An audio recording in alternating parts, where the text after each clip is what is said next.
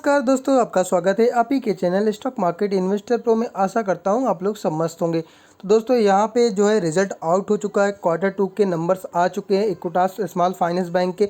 तो नंबर कैसे रहे, क्या स्टॉक ने रिकवरी दिखाई, क्या स्टॉक और भी ऊपर जाएगा, लॉन्ग टर्म के लिए कैसे नंबर्स हैं उस पर बात होने वाली। कोई कॉर्पोरेट एक्शन भी है क्या, उस पर भी बात होगी, जैसे बोनस डिविडेंड स्प्लिट की न्यूज़। तो चलिए सबसे पहले नंबर्स देखेंगे, बाकी बातें नंबर्स देखने के बाद डिसाइड करते हैं। तो दोस्तों जितने भी डिजिट्स दिए गए लाख में दिए गए पिछले साल का रिजल्ट है, पिछले क्वार्टर का, ये करेंट टाइम का रिजल्ट देखने को मिल रहा है। तो दोस्तों सबसे पहले कंपनी का जो मेन बिजनेस होता है उसके बारे में बात कर लेते हैं। इनकम फ्रॉम इन्वेस्टमेंट जो है बैंकिंग सेक्टर का ही मेन बिजनेस होता है। इस पे देख लेते हैं कंपनी कितना प्रॉफिट कमा रही है। तो पिछले साल जो 4,386 लाख का था, जो कि पिछले क्वार्टर में 5,859 लाख का था, जो कि इस बार कम होते हुए नजर आ रहा है 5,677 लाख का। मतलब ईयर ऑन ईयर इसमें बिजनेस में अच्छा खासा कर रही है, बट क्वार्टर ऑन क्वार्टर में गिरावट नज़र आ रही है। तो चलिए हम देख लेते हैं टोटल इनकम कितना कंपनी कमा रही है, जिससे हमें थोड़ा कंपनी के बारे में आइडिया मिल जाएगा। तो देखें अगर यहाँ पे पिछले साल जो कंपनी 75,096 लाख का था, जो कि इस बार 99 पिछले क्वार्टर में 99,672 लाख का था, जो कि इस बार गिरते हुए नज़र आ रहा है 92,259 92,259 इस बार हो चुका है। मतलब सीधा सीधा कंपनी में गिरावट देखने को मिल रही है क्वार्टर ऑन क्वार्टर में। पिछले क्वार्टर में 99,672 था, जो कि इस बार 92,259, मतलब ज़बरदस्त क्वार्टर ऑन क्वार्टर गिरावट। बट ईयर ऑन ईयर में कंपनी ने रेवेन्यू बढ़ाया, 75 का था, जो कि इस बार 92 का हो चुका है।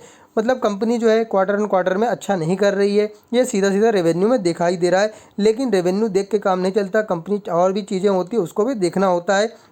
तो चलिए देख लेते हैं कंपनी खर्चा वगैरह कितना कर रही है, उसके बाद जो प्रॉफिट आता है उसके बारे में बात होने वाली है। तो जो कंपनी एक्सपेंस अपना कर रही है उसको हम देख लेते हैं। तो यहाँ पे आपको एक्सपेंस देखने को मिल जाएगा। पिछले साल 60,995, तो मतलब 60,895 लाख का था खर्चा, जो कि अब की बार बढ़ चुका है 75,815 लाख का हो चुका है।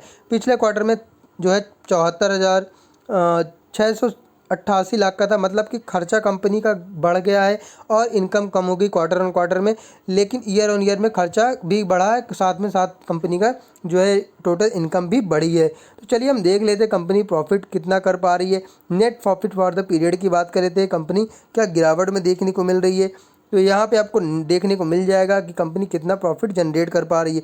पिछले साल कंपनी 5,767 लाख का था, जो कि इस बार 1,992 लाख। दोस्तों ज़बरदस्त गिरावट देखने को मिल रही है year on year. Quarter on quarter की बात करें 11,286 लाख का, जो कि बहुत ही ज़बरदस्त गिर चुका है। यहाँ पे आप देख सकते हो काफ़ी शानदार गिरावट देखने को मिल रही है कंपनी के इनकम में। तो आखिर ये गिरावट देखने की क्यों मिल रही है उस पर भी बात करेंगे दोस्तों। लेकिन उससे पहले हम देख लेते हैं ग्रॉस एनपीए कंपनी का, क्योंकि एनपीए बहुत ज़्यादा देखना पड़ता है।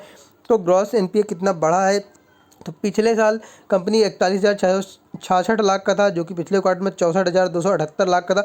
इस बार ज़बरदस्त ग्रॉस एनपीए बढ़ चुका है 81,617 लाख का। मतलब कंपनी ने ग्रॉस एनपीए का, आपको पता है, नॉन परफॉर्मिंग एसेट, तो इतनी ज़्यादा राशि जो कंपनी की फंस चुकी है, जो कि पता नहीं मिलेगी नहीं मिलेगी।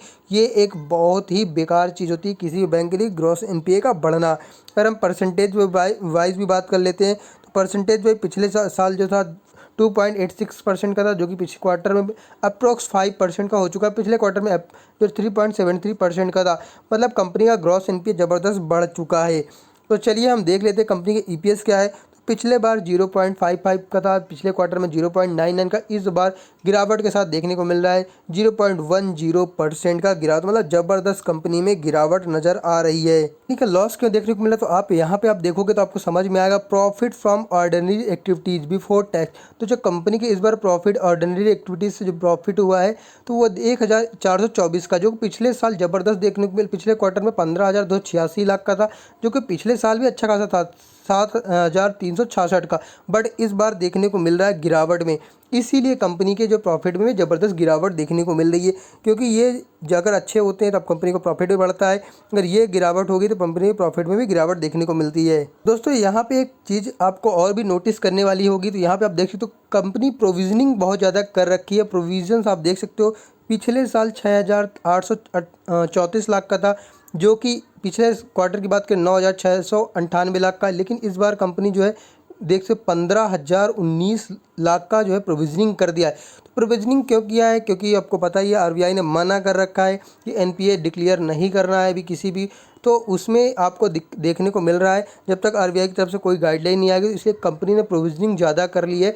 Otherwise company year on year तो कंपनी ठीक ठाक करते नज़र आ रही है, ईयर ऑन ईयर में कोई दिक्कत नज़र नहीं आती, लेकिन क्वार्टर एंड क्वार्टर में जरूर गिरावट देखने को मिली, प्रोविजनिंग बढ़ गया है, इसलिए कंपनी के यहाँ नेट प्रॉफिट भी घटते हुए नज़र आ रहा है।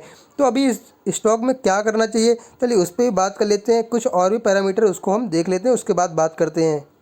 दोस्तों सबसे पहले सेगमेंट वाइज बात कर लेते हैं कि स्मॉल फाइनेंस बैंक तो रिटेल को बढ़िया होना चाहिए। तो पिछले बार जो कंपनी कमा रही थी 65,568 लाख का, इस बार 79,874 का, मतलब ज़बरदस्त कंपनी ने ग्रोथ दिखाई है रिटेल बैंकिंग में year on year. But quarter on quarter में गिरावट देखने मिली, 82,778 का था, जो कि इस बार गिरावट में 10,000 लाख का गिरावट भी देखने को मिली। ट्रेजरी की बात करें, ट्रेजरी में कंपनी ने ग्रोथ दिखाई है year on year, quarter on quarter में गिरावट देखने को मिली। होलसेल बैंकिंग की बात करें तो होलसेल बैंकिंग में कंपनी जो है क्वार्टर ऑन क्वार्टर और ईयर ऑन ईयर दोनों में ज़बरदस्त ग्रोथ दिखाती हुई नज़र आ रही है। पिछले साल 2,166 लाख का था, पिछले क्वार्टर में 2,248 लाख का, इस बार 2,536 लाख का, मतलब होलसेल बैंकिंग में कंपनी अच्छा खासा कर रही है। रिटेल बैंकिंग में क्वार्टर ऑन क्वार्टर में गिरावट है, ईयर ऑन ईयर में इंप्रूवमेंट देखने को। ट्रेजरी में कंपनी क्वार्टर ऑन क्वार्टर में गिरावट और ईयर ऑन ईयर में अच्छा खासा प्रॉफिट दिखा रही है। तो कंपनी अपने जो रिटेल जिस मेन बिजनेस है उस बिजनेस में कंपनी क्वार्टर ऑन क्वार्टर में अच्छा खासा नहीं कर पा रही है, बट ईयर ऑन ईयर में अच्छा खासा कर ले रही है। में और देख लेते ध्यान से, तो कंपनी जो है अपना 15% ईयर ऑन ईयर जो है ग्रोथ दिखाया है, जो कि एडवांस ग्रोथ में अगर हम बात करें तो अगर कंपनी के जो बात करें कि सिक्योर लोन कितना है तो 81.95% सिक्योर लोन में आ रहा है। कंपनी ने डिजिटली जो एक्वायर किया है 5 लाख कस्टमर डिजिटली एक्वायर किए हैं, जो कि अच्छी बात है कंपनी के लिए। कंपनी जो है ग्रोथ दिखा रही है, कंपनी कोई अभी प्रॉब्लम नज़र नहीं, बट कंपनी जो है अपना प्रोविजनिंग ज़्यादा कर दिया, इसलिए कंपनी को लॉस देखने को मिल रहा है। अदरवाइज कंपनी का रेवेन्यू ठीक ठाक ही नज़र आ रहा है। तो कंपनी ईयर ऑन ईयर अच्छा कर रही है, उसमें no doubt, but quarter on quarter में गिरावट देखने को मिल रही है। तो हो सकता है दोस्तों कि मतलब शॉर्ट टर्म में कंपनी में ज़बरदस्त गिरावट देखने को मिल सकती है, बट अगर लॉन्ग टर्म की बात करें तो लॉन्ग टर्म में कंपनी ने अच्छा खासा ग्रोथ दिखाया है, तो शेयर आने वाले टाइम में ऊपर ही जाने वाला है। तो क्या करना चाहिए उस पर बात कर लेते हैं। अगर दोस्तों आज की बात करें तो कंपनी में आज जो है पहले बढ़िया अच्छा खासा जंप देखने को मिला था, बाद में कंपनी जो गिरावट देखने को मिली। जंप 70 पे ओपन हुआ, तो बाद में जो है जहां से ओपन हुआ वहीं से क्लोज हो गया कंपनी का शेयर। एक महीने की बात करें 13% की तेज़ी देखने को मिल रही है। अगर एक साल की बात करें तो स्टॉक लगभग आपके पैसा डबल से भी ज़्यादा कर चुका है। तो जिस हिसाब से रिजल्ट है, अगर क्वार्टर ऑन क्वार्टर जो एनालिसिस किया, रेटिंग दिया और पब्लिक ने रिएक्ट किया, अगर इसमें शॉर्ट टर्म इन्वेस्टर है तो स्टॉक में ज़बरदस्त गिरावट भी देखने को मिलेगी। अगर इसमें लॉन्ग टर्म इन्वेस्टर है तो स्टॉक में कोई मोमेंटम ज़्यादा नज़र नहीं आने वाला आने वाले ट्रेडिंग डेज में। मैक्सिमम चार्ट पैटर्न की बात करें, स्टॉक 2020 में लिस्ट हुआ था नवंबर में, तो एक साल स्टॉक को होने वाले हैं, 32 रुपये का स्टॉक डबल हो चुका है। तो स्टॉक ने अच्छा खासा जंप भी दिखाया है, लेकिन अभी मुझे लगता है कि ईयर ऑन ईयर में ग्रोथ देखने को मिल रही है, तो मतलब लॉन्ग टर्म लिए अभी भी होल्ड किया जा सकता है स्टॉक को, कोई प्रॉब्लम नज़र नहीं आती।